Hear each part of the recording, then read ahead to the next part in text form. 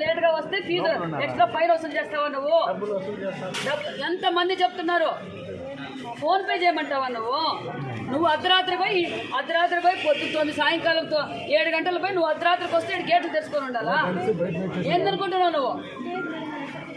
ఇంతమంది చెప్తున్నారు, ఎవరైనా ఒక్కరిని పిలిపించి చెప్పు నువ్వు. అందరు టీచర్లు చెప్పిందా? టీచర్లు కూడా ఇచ్చారు ఇక్కడ కంప్లైంట్. పిల్లలే కాదు, టీచర్లు కూడా ఇచ్చారు. ఏంది నీ ఇల్లు అనుకుంటున్నావా? ఆ మెయింటెనెన్స్ చూసినావా ఎట్లుందో?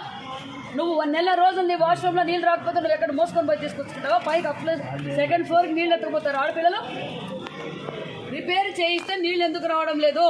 కింద బాత్రూంలో నీళ్ళు రావడం లేదు, పైన బాత్రూంలో నీళ్ళు మగపిల్లలా బయటకు పోయాకే